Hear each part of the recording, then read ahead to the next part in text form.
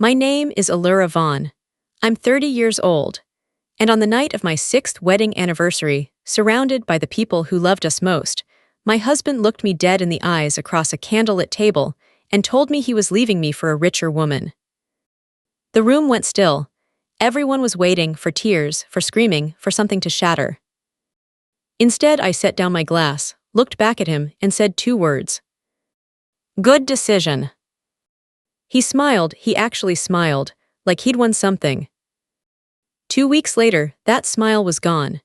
And what replaced it was something I'll never forget, the pale, hollow expression of a man who had just watched his entire future collapse in a conference room, in front of the same people who'd been at that dinner table. But before I tell you what happened in that room, let me take you back to the beginning. Because this story doesn't start at an anniversary dinner. It starts 3 months earlier, on a Tuesday night, when everything in my world began to crack, and I started paying very close attention to who was watching. I built my company from nothing.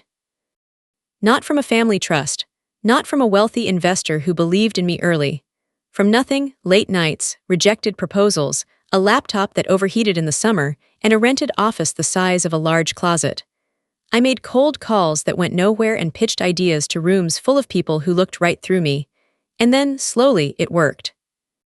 The company grew faster than I'd planned, expanded into markets I hadn't predicted, and somewhere along the way, I became the kind of woman people called successful. My husband, Marcus, loved that word when it applied to me.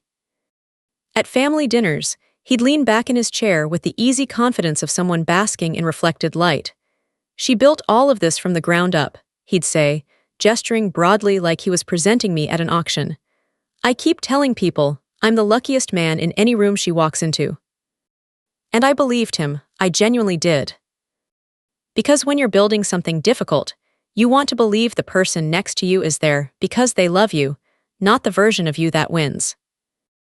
It started in the 3rd month before our anniversary, small things at first. A major contract we'd been nurturing for almost a year fell through suddenly, quietly, with a 2-line email from a project manager who didn't even have the authority to make that decision. Then, a second investor got cold feet. Then a market shift that nobody predicted disrupted 2 of our largest revenue streams simultaneously. None of it was fatal, I want to be clear about that. In business, rough quarters happen, companies stumble. The ones that survive are the ones whose leadership doesn't panic. I knew this, I'd been through turbulence before. But it looked bad. From the outside, if you didn't understand the full picture, it could have looked like the beginning of something serious. I remember the first night I came home visibly stressed. I was sitting at my desk, laptop open, spreadsheets covering every visible surface, jaw tight, completely in my head. Marcus walked in, saw my expression, and for a moment, just a moment, something shifted in his face. A flicker, like someone doing a quiet calculation. Then it was gone. He brought me coffee, he sat beside me, he said all the right things. You've built something incredible. One hard season doesn't erase everything you've done, we'll get through this.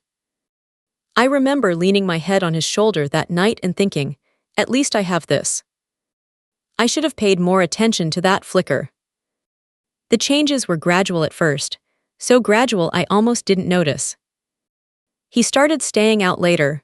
Business dinners, he said, networking events. He was thinking about a new career pivot, he told me, and needed to build new connections. I didn't question it.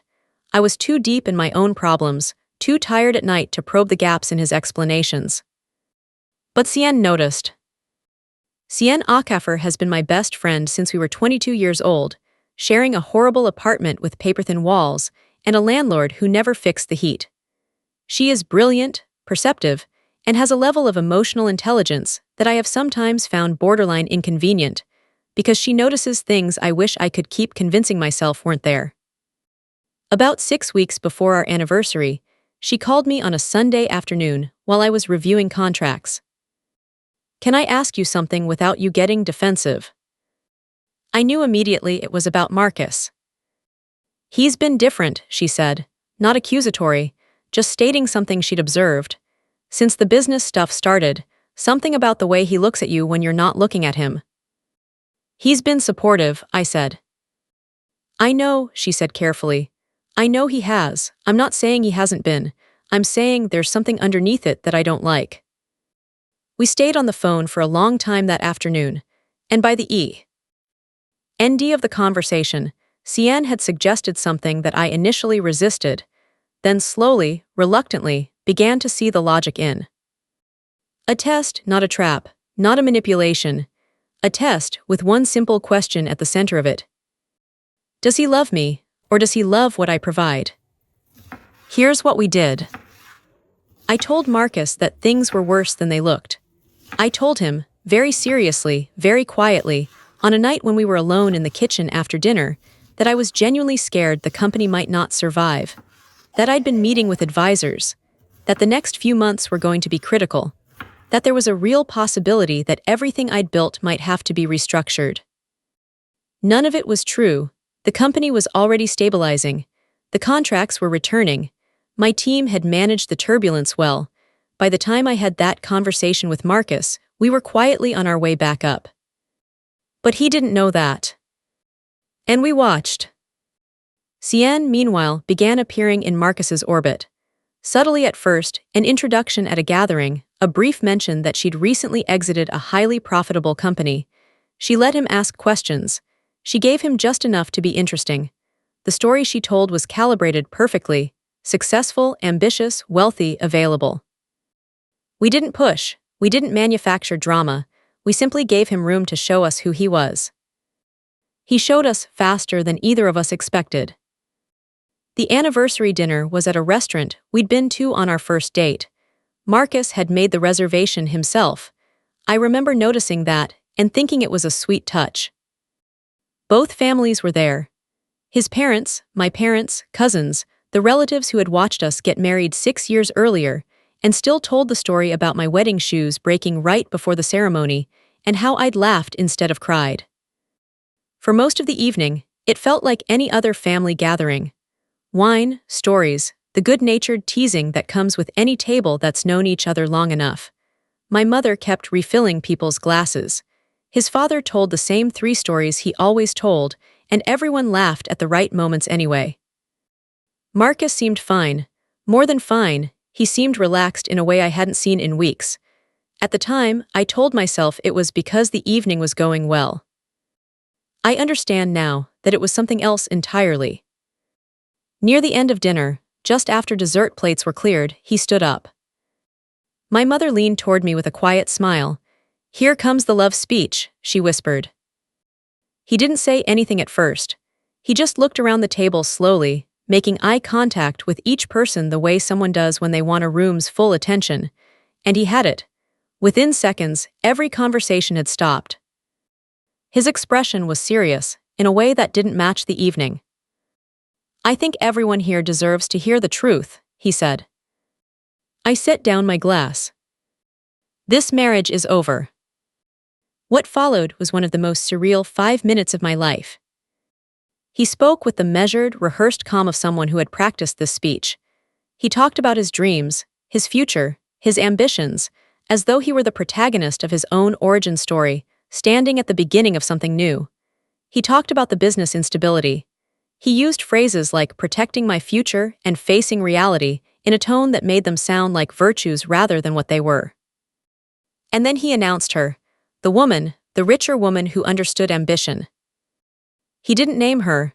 He kept it vague, but the implication was clear. He had found someone better suited to the life he wanted. The table was silent. My mother had stopped smiling. His mother looked like she didn't know where to put her eyes. Everyone was looking at me. And I picked up my water glass, took a slow sip, and looked at my husband of 6 years calmly across the table. "If that's your decision," I said, "then it sounds like the right one." He blinked. He'd expected something else, something messier, something that would give him a reason to feel justified. I didn't give him that. What I gave him instead were 2 weeks of silence, followed by a conference room, followed by Sienne walking through a door, and everything he thought he knew dissolving in about 3 minutes flat.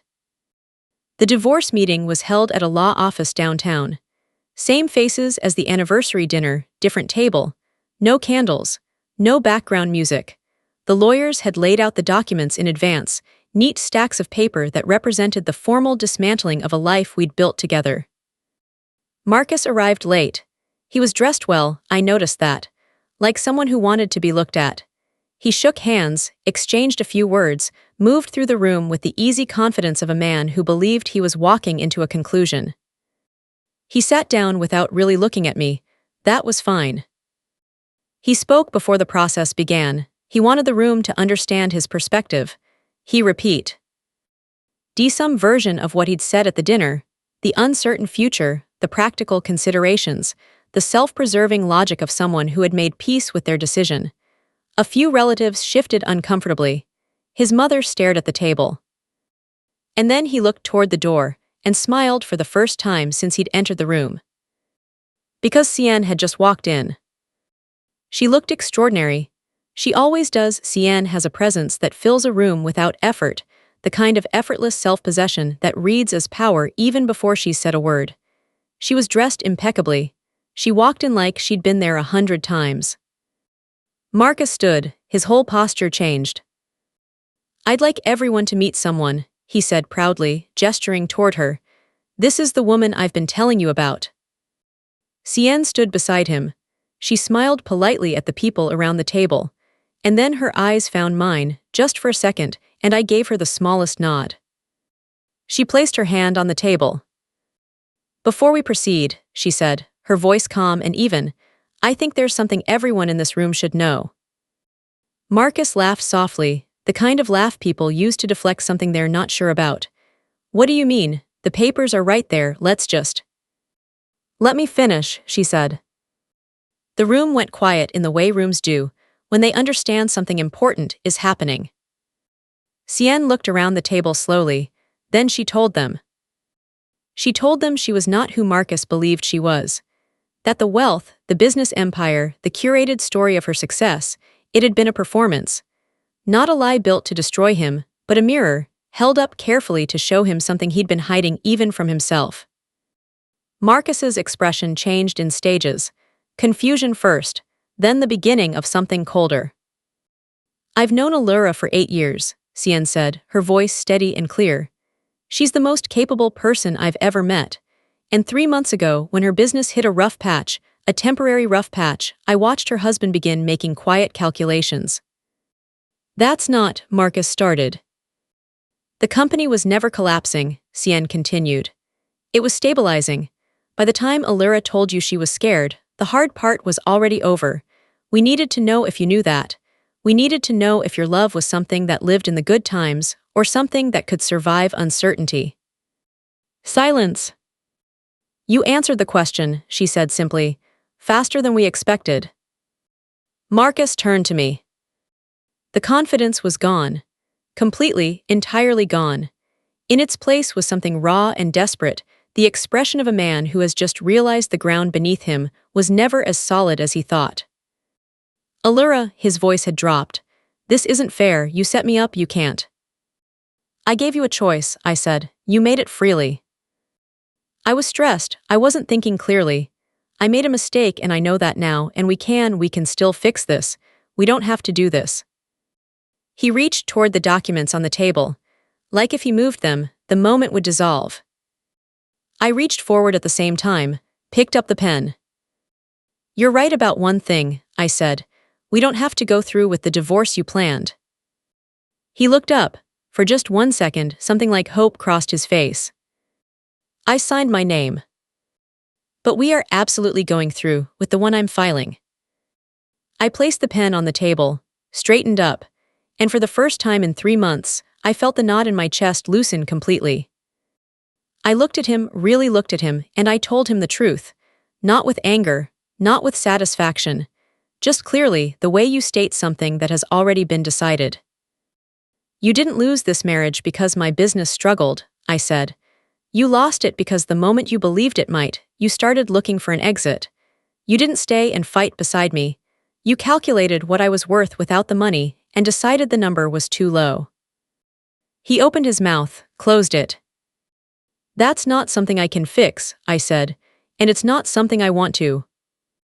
I picked up my bag. Sienne appeared beside me.